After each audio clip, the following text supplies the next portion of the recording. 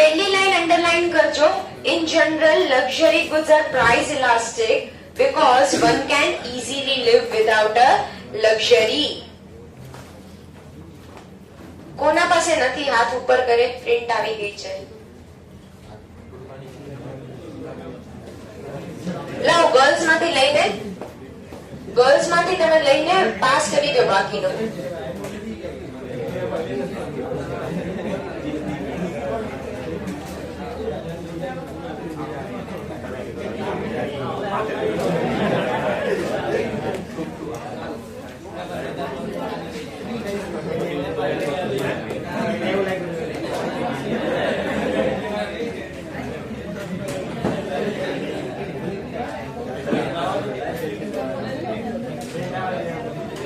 આ સાઈડ બી પાસ કરી દેજો.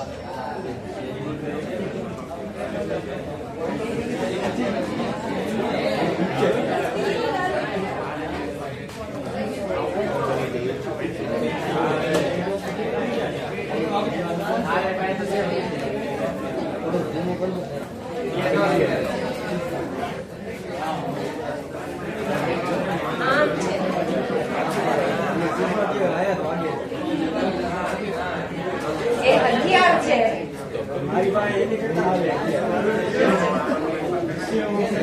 શું છે હથિયાર?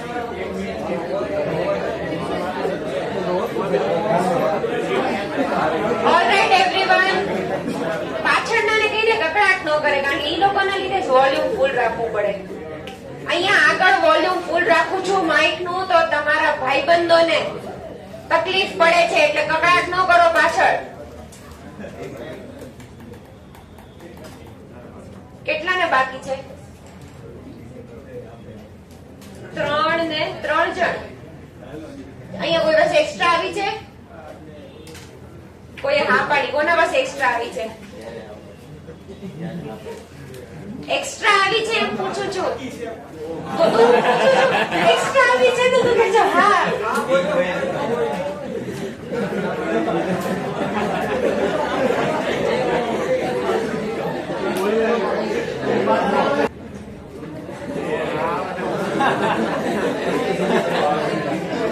ઓલરાઈટ એવરીવન, બધાનું ધ્યાન હવે બુકમાં. ભણવા વાળા છે ને લાઈટ વગર ભણે છે, તમે એક પ્રિન્ટ વગર ભણો. હવે હમણાં આવે જ છે. એ ભાઈ આમ પકડાટ ન કરો. રોજ રોજ મારે 15-20 મિનિટ તમારે આમાં નથી બગાડવાની. મારે અંડરલાઈન કરો. In general, luxury goods are price elastic because one can easily live without a luxury. તમે લક્ઝરી વગર સાવ એટલે સાવ ઇઝીલી રહી શકો છો, એટલે જ તે એ ઇલાસ્ટિક છે. In contrast, necessities are priced inelastic. જે જરૂરિયાતો છે એ inelastic એટલે છે કારણ કે એના વગર ચાલતું નથી. Thus, while the demand for a home theater is relatively elastic, the demand for food and housing in general is inelastic. ઘણા લોકો ઘરમાં એક થિયેટર રૂમ અલગ બનાવડાવતા હોય છે, સો એની વગર તમે ઇઝીલી રહી શકો છો, એટલે ઈ થઈ જાય ઇલાસ્ટિક. પણ ફૂડ અને ક્લોથિંગ અને બીજું નોર્મલ હાઉસિંગ એના વગર તમે રહી જ નહીં શકો, એટલે એ થઈ જાય inelastic. If it is possible to postpone the consumption of a particular good, underline કરજો. If it is possible to postpone the consumption of a particular good, such good will have elastic demand. એટલે તમે એનું consumption, એનો વપરાશ તમે ખેંચાવી શકો છો. જે પેરેન્ટ્સ એમ કહેતા હોય અત્યારે જરૂર નથી તો શું કામ લેવી જોઈએ કોઈ વસ્તુ, જરૂર પડે ત્યારે લેશું, જ્યાં સુધી ચલાવી શકો છો તમે ત્યાં સુધી ચલાવો છો.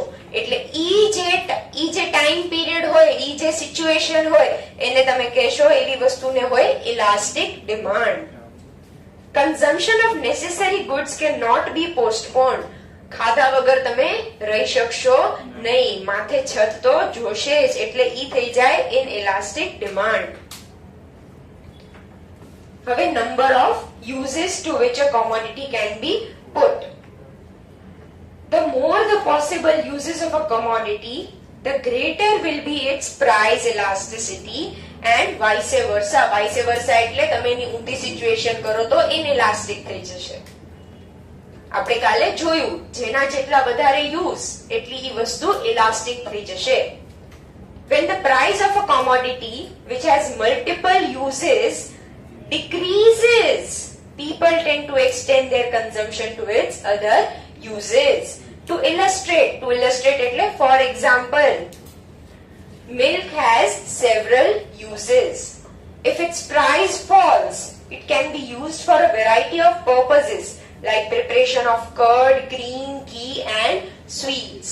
દૂધના ભાવ જો ઘટી જાય તો તમે આ બધી એના યુઝેસ વધારી શકો વધારે કન્ઝ્યુમ કરીને. But if its price increases, its use will be restricted only to essential purposes like feeding the children and sick persons. અગર એના ભાવ વધી જાય તો તમે એને દવાની જેમ યુઝ કરશો કે ભાઈ નાના બાળકને જરૂર છે ઘરમાં તો એને આપો, પછી એલ્ડરલી હોય એમને જરૂર હોય તો એમને આપો, પછી જે નોર્મલ લોકોને દૂધ વગર ચાલતું હોય એ ચલાવી લેશે. હવે લખો time period. 5th point underline કરજો. The longer the time period one has, the more completely one can adjust. સમય તમને મળે તો એનો શું ફાયદો થાય? તમે એડજસ્ટ કરી શકો. ક્યારેક નેગોશિએટ કરો તમે. કોઈ કસ્ટમર દુકાનદાર સાથે નેગોશિએટ કરે તો એ શું કે અત્યારે લેવું હોય તો લેવું, પછી મારે વેચાઈ જશે, તો એનો ટાઈમ પીરિયડ કાપે છે. સમજાણું કે એને વિચારવાનો સમય નથી, ન મળે, so that inelastic થઈ જાય અને એ વસ્તુ લઈ લે મોંઘા ભાવે. સમજાણું? The longer the time period one has, the more completely one can adjust. Time gives buyers the opportunity to find alternatives or substitutes or change their habits. Mummy કહેતા હોય ને કે હમણાં રાખો, અમે વળતી વખતે લઈ જઈએ, એ ખાલી કહેતા એમ હોય, બટ ઇન્ટેન્શન શું હોય કે હું બીજે જોઉં, સસ્તું મળે તો ત્યાંથી લઉં. સો એ સમય માંગતા હોય. આ એવું બધાના ઘરમાં થાય એટલે જ આવા એક્ઝામ્પલ આપું છું. સો એ ત્યારે સમય માંગતા હોય ઇનડાયરેક્ટલી કે મને સમય મળે તો હું સબસ્ટિટ્યુટ ગોતું અને આના કરતા સસ્તું બીજે મળે તો હું ત્યાંથી લઉં. અને ત્યારે તે દુકાનવાળો સમજી જાય તો એ શું કે એવું બધું અમે કરતા નથી, લેવું હોય તો અત્યારે લ્યો, નહીતર વેચાઈ જાય તો હું કઈ રાખીશ નહીં તમારા માટે. ઈ એની જગ્યાએ સાચો, એ બી ધંધો કરવા બેઠો છે, right? A simple example of the effect can be seen in motoring habit. Motoring habit એટલે car related habit. In response to a higher petrol price, one can, in the short run, make fewer trips by car. પેટ્રોલના ભાવ વધે તો short રનમાં વધુ ને વધુ તમે ખાલી કટોતી કરી શકશો, એના કરતા વધારે તમે કાઈ રાતોરાત ગાડી બદલાવી શકશો નહીં. In the longer run, not only one can make fewer trips, but he can purchase a car with a smaller engine capacity when the time comes for replacing the existing one. ફ્યુચરમાં 10-12 વર્ષે જ્યારે point પર ઉભો હોય કે હવે ગાડી બદલવાની છે ત્યારે એને સબસ્ટિટ્યુટ્સ મળશે, ઓપ્શન્સ મળશે. અન્ડરસ્ટુડ? એટલે એ ત્યારે ચેન્જ કરશે અને ત્યારે થઈ જશે elastic. Hence, one's demand for petrol falls by more when one has long-term adjustment to higher prices. પછી 6th point, consumer habits. If a person is a habitual consumer of a commodity, no matter how much its price change, the demand for the commodity will be inelastic. Underline કરજો એ.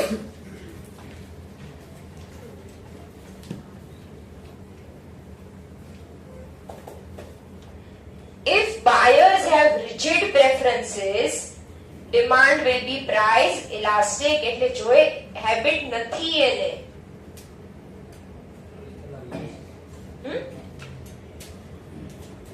શું હા હા ત્યાં example લખી નાખો Covid time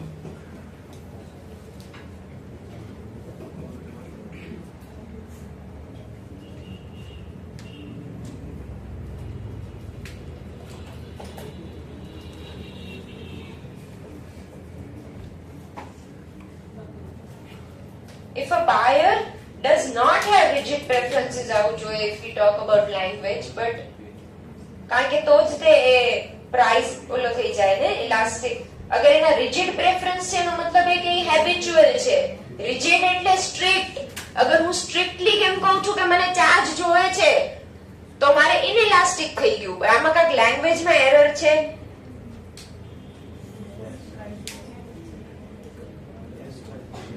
less acha less price elastic okay if buyers have rigid preferences demand will be less price elastic okay ત્યાં લખી નાખજો એક્સ્ટ્રા લાઈન લખો એક if the buyer does not have any such habit the price elasticity will be elastic price elasticity of demand will be elastic the price elasticity of demand will be elastic એટલે તમને આદત નથી ઈ નથી લખી line ખાલી એક જ લાઈનના નજરિયાથી લખ્યું છે આદત હોય તો ઇનઇલાસ્ટિક ગમે એટલા ભાવ હોય લત કોઈ દિવસ કિંમત જોતી નથી આ યાદ રાખવાનું અને અગર હેબિટ નથી તો ઇલાસ્ટિક લખાઈ ગયું બધાને tight demand the demand for those goods which are tied to others is normally inelastic as against those whose demand is of autonomous nature autonomous એટલે independent એટલે જ આપણે ચાર્ટમાં સાવ સિમ્પલ લેંગ્વેજ યુઝ કરી છે autonomous માં લખી નાખો independent કોઈ વસ્તુ એકલા યુઝ થાય તો એ ઇલાસ્ટિક અને સાથે યુઝ થઈ જાય તો એ inelastic ટાઈટ ડિમાન્ડ માં લખી નાખો અંડરલાઈન કરીને will have to be underline કરીને હેડિંગ માં જ દે compulsorily bought buy compulsorily એમ ટાઈટ ડિમાન્ડ લખ્યું છે ને ત્યાં ખાલી અહીંયા લખ્યું છે ટાઈટ ડિમાન્ડ ત્યાં અંડરલાઈન કરીને એટલું લખો by compulsorily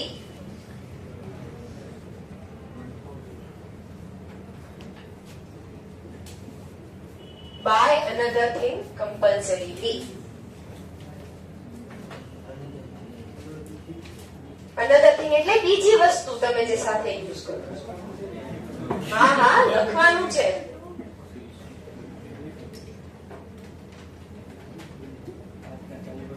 for example printers and ink cartridge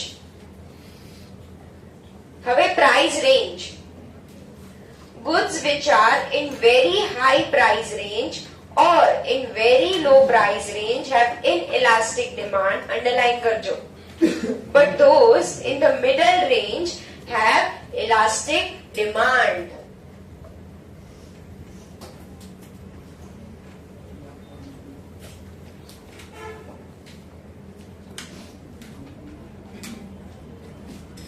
example માં લખી નાખજો એમાં મિડલ રેન્જ માં લખી નાખો ટીવી વર્થ રૂપીસ 80,000 અને હાઈ રેન્જમાં લખી નાખો ટીવી વર્થ 1.5 લાખ. એટલે તમને ખ્યાલ રહે આપણે આ બધા એક્ઝામ્પલ લીધા હતા. અને લો રેન્જ એટલે ટીવી વર્થ 8,000.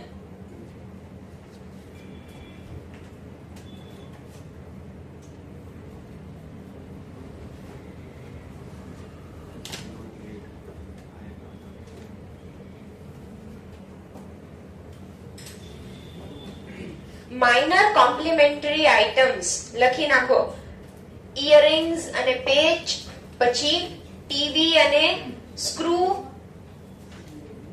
ટીવી અને stand,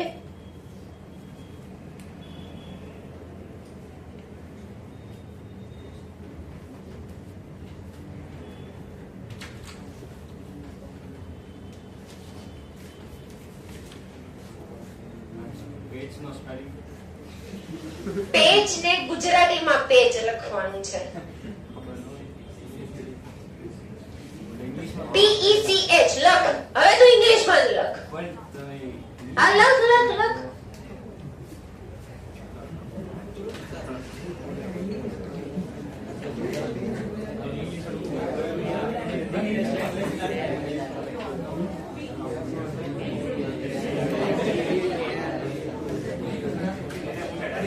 The demand for cheap complementary items to be used together with a costlier product will tend to have an inelastic demand. ઈ વાત કરે છે કોમ્પ્લિમેન્ટરી આઇટમ ની જે મોંઘી વસ્તુની સાથે યુઝ કરવામાં આવે છે. તો ત્યાં લખી નાખો માઇનર એટલે inelastic, minor MINOR.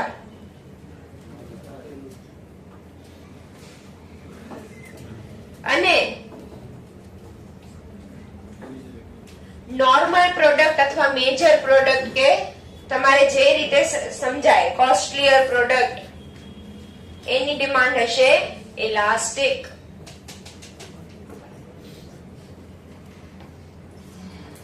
Knowledge of the price elasticity of demand and the factors that may change. It is of key importance to business managers because it helps them recognize the effect of price change on their total sales and revenue. તમે પ્રાઇસમાં વધારો અથવા ઘટાડો કરો છો એનો તમારા total cells પર કેટલી અસર છે એ કોઈ બી બિઝનેસ મેનેજરને જાણવામાં મદદ કરે છે. Firms aim to maximize their profit and their pricing strategy is highly decisive in attaining their goals. એટલે તમે કોઈ બી બિઝનેસ હોય એનો main goal at the end of the day હોય કે મારે વધારેમાં વધારે પ્રોફિટ કમાવવું છે. અને એ પ્રોફિટ કમાય કઈ રીતે? જ્યારે વસ્તુની કિંમત સરખી રીતે આંકે અને એ વસ્તુ ભારી માત્રામાં વેચાય તો ત્યારે જ એનો પ્રોફિટ વધારેમાં વધારે થાય. તો જે પ્રાઇસિંગ ડિસિઝન છે કે મારે કેટલી કિંમત રાખવી જોવે એને કહેવાય હાઈલી ડિસાઇઝિવ ડિસિઝન. હાઈલી ડિસાઇઝિવ એટલે કે જેમાં ડિસિઝન મેકિંગ કેપેસિટી કેપેબિલિટીની બહુ વધારે જરૂર પડતી હોય એને કહી શકો તમે હાઈલી ડિસાઇઝિવ.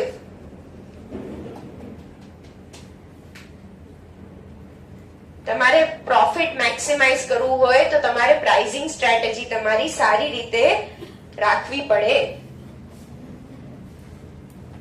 મેક્સિમાઇઝ એટલે વધુમાં વધુ.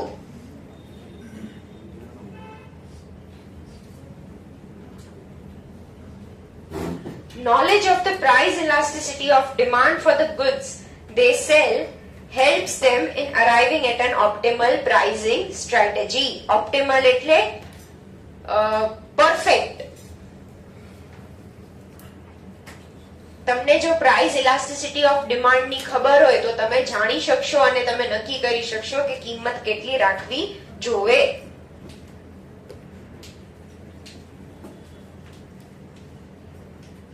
If the demand for a firm's product is relatively elastic, elastic એટલે એ sensitive હશે એને કહેશું elastic. The managers need to recognize that lowering the price would expand the volume of sales and result in an increase in total revenue. Underline કરજો એ line આખી. મને ખબર છે કે હું કિંમતમાં થોડોક બી વધારો કરીશ તો લોકો ડરીને એ વસ્તુ નહીં લે, ઓર when I know કે અગર હું કિંમતમાં ઘટાડો કરીશ તો લોકો ભારે માત્રામાં એ વસ્તુ લેશે, તો મારે એ ફેક્ટર નક્કી કરીને મારે મારી પ્રાઇસિંગ રાખવી જોવે, જેથી કરીને મને પ્રોફિટ વધારેમાં વધારે મળે. On the contrary એટલે ઓપોઝિટ ટુ ધીસ, આપણે પહેલી લાઈન જે વાંચી એના વિપરીતમાં, when the demand is elastic, they have to be very cautious about increasing prices because a price increase will lead to a decline in total revenue as fall in sales would be more than proportionate. મને ખબર છે કે લોકો sensitive છે, તો હું ભાવ વધારતા પહેલા ડરીશ અને હું પોતે એઝ અ બિઝનેસ ઓનર વિચારીશ કે મારી વસ્તુ કોઈ પછી લેશે નહીં. કોશિયસ એટલે કેરફુલ.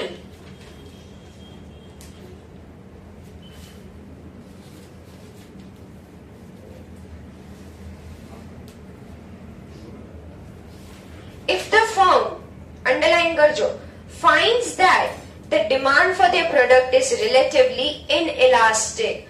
Relatively inelastic એટલે મને ખબર છે મારી પ્રોડક્ટ એક જરૂરિયાત વાળી પ્રોડક્ટ છે. The firm may safely increase the price and thereby increase its total revenue as they can be assured of the fact that fall in sales on account of a price rise would be less than proportionate. મને ખબર છે કે હું જે કાંઈ product cell કરું છું એના ભાવ વધારે હશે તો પણ લોકો મજબૂરીમાં ખરીદશે, તો હું પ્રાઇસ રાઇઝમાં એટલી ડરીશ નહીં.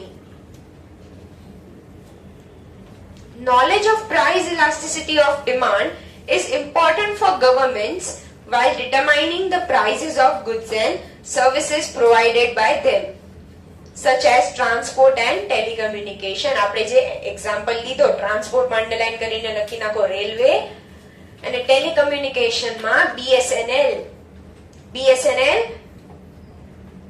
ગવર્નમેન્ટ ઓન કરે છે.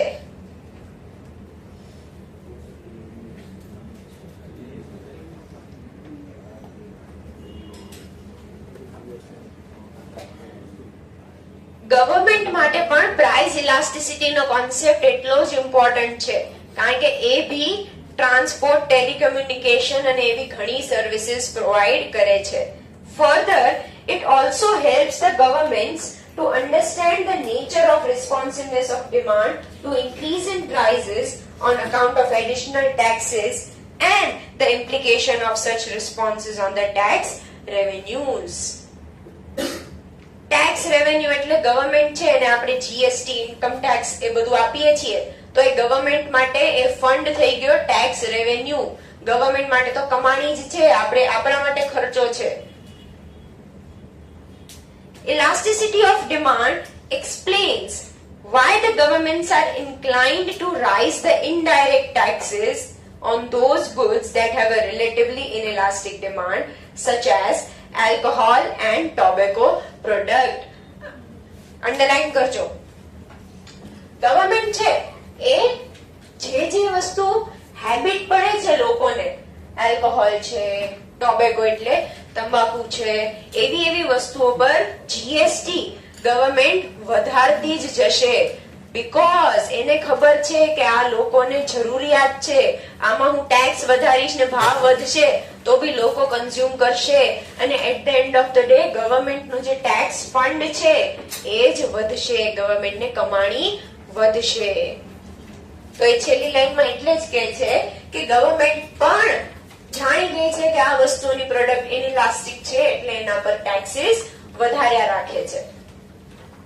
આ હતું પ્રાઇસ ઇલાસ્ટિસિટી ઓફ ડિમાન્ડ ના ફેક્ટર્સ. હવે નેક્સ્ટ મેથડ આપણે જોઈએ ટોટલ આઉટલે મેથડ. લખવાનું છે તમારે.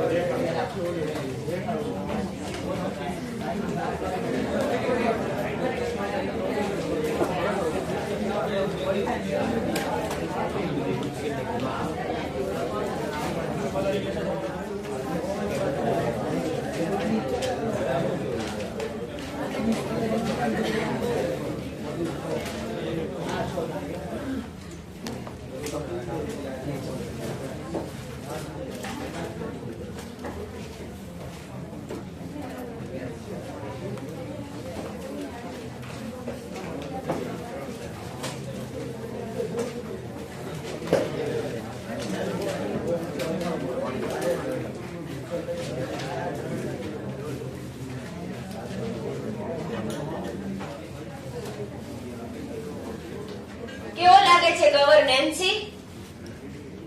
સરસ છે ને, બટરફ્લાય વાળું, ચમક ચમક વાળું. આ બધું કરવા આવો છો?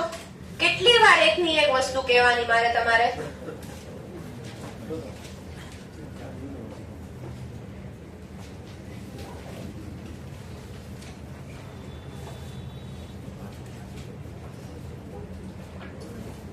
કાલથી 6 છોકરીઓ મને સાથે નથી જોતી. ભક્તિની બાજુમાં અને નેન્સી વાળી લાઈનમાં. મેં બહુ વાર જોયું છે તમારું બંધ નથી થતું કોઈ દિવસ. પછી મારે આખો દિવસ અહીંયા આવીને ખાલી આ જોવાનું કોણ કકડાટ કરે છે, કોણ નથી કરતું, કોને કેટલું શાંત રાખવું. મારે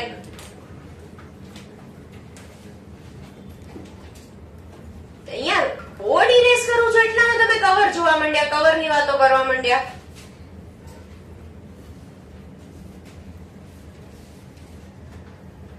શું કામ એવું કર્યું? બોલવા માંડો.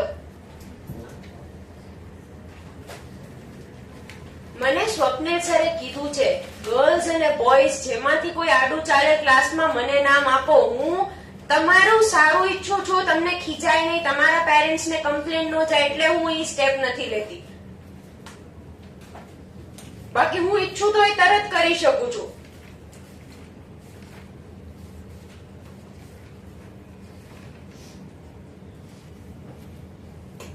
તમારા સામે કીધું ને કાલે આવીને, કોઈ અવાજ કરે તો કેજો. અને તમને ફર્સ્ટ અને લાસ્ટ વોર્નિંગ આપી ગયા હતા. તે દિવસે સીસીટીવી કેમેરામાં જોઈ ગયા એ બહાર અવાજ આવતો તો.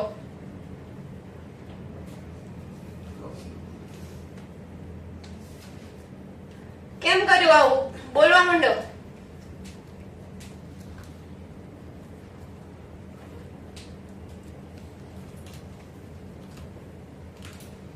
હજી એક કોન્સેપ્ટ પૂરો કર્યો ને આ ગાઝી કે હવે પૂરું. શું હતું ઈ?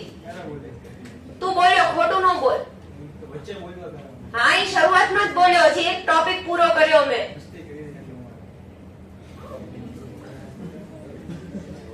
હું સિરિયસલી કહું છું, તમારા બચાવ માટે હું સ્વપ્નિલ સરને કોઈ કમ્પ્લેન નથી કરતી, તમને ડાયરેક્ટલી કહું છું. બાકી હું ઈચ્છું તો ઈ સ્ટેપ પણ લઈ શકું છું. કાલે પૂછા હોમવર્ક કરવા બેઠો તો કે નતો બેઠો?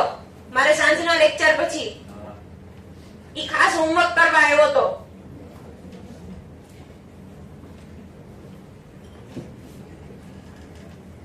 When I am saving you from a strict teacher, તો મારી એટલી રિસ્પેક્ટ રાખો કે તમે વધારે કકડાટ ના કરો ક્લાસમાં. બાકી મને બી સ્ટ્રિક્ટ સ્ટેપ લેતા આવડે છે. ફ્રેન્ડલી એક્ઝામ્પલ લો, ફ્રેન્ડલી રીતે વાત કરો એનો મતલબ એ નહીં કે તમે માથે ચડીને આવો બધો કંકાસ કરો ક્લાસમાં. ગમે ઈ હોય માણસ, છોકરીઓ હોય કે છોકરા હોય.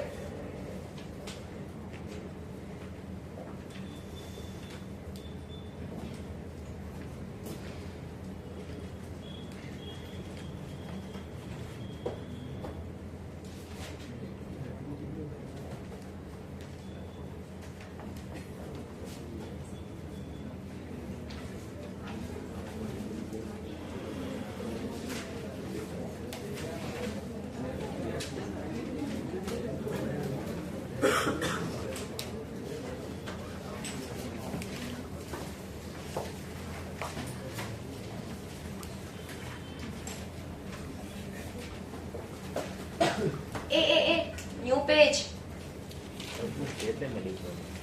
નવા પેજ પર પ્રોપરલી લખવાનું છે, ખીચમાં નથી લખવાનું.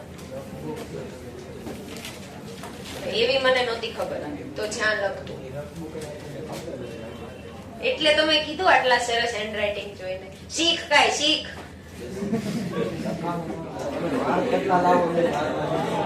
ટેસ્ટમાં જોશું હો. ઓલરાઈટ એવરીવન, 2 વોલન્ટિયર્સ સ્ટેજ પર આવો. આવી જા ગાઝી.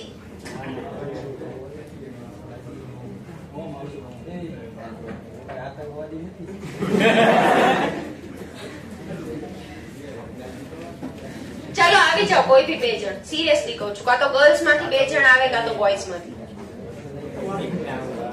હે આવી જા. અને તું આવી જા. તું હા હા આવો. શું નામ છે? કીર્તન. કામ તો એના કીર્તન જેવા હોતા નથી કોઈ દિવસ. આવો. તું બી આદિત્ય.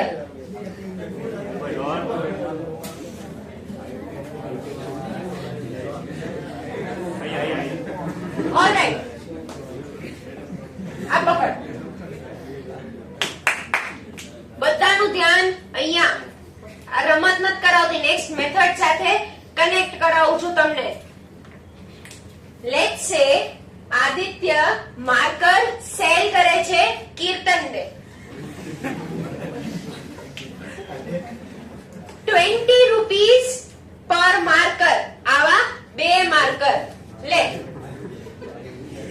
40 રૂપિયા આપે ને.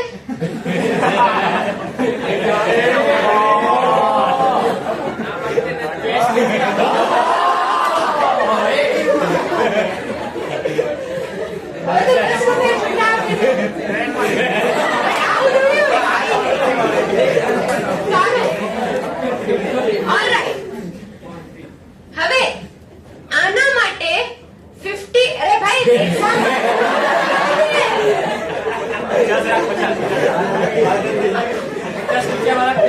Alright, 1 minute. હવે વસ્તુ એક્સચેન્જ થઈ. આ કીર્તન માટે ઈ થયું એક્સપેન્ડિચર અને સેમ વસ્તુ આદિત્ય માટે થઈ રેવન્યુ. એટલે એક જ સિચ્યુએશન ને તમે જ્યારે 2 અલગ અલગ પાસાથી જુઓ તો એક માટે વસ્તુ થશે એક્સપેન્સ અને બીજા માટે થશે રેવન્યુ. આપણે એવી રીતે 2 અલગ અલગ પાસાથી કોના માટે એક્સપેન્સ છે અને કોના માટે રેવન્યુ છે અને એની ઇલાસ્ટિસિટી પર શું અસર થાય એ રીતે આપણે સમજવાનું છે. લાવો કરી લ્યો એક્સચેન્જ. લઈ લે પૈસા.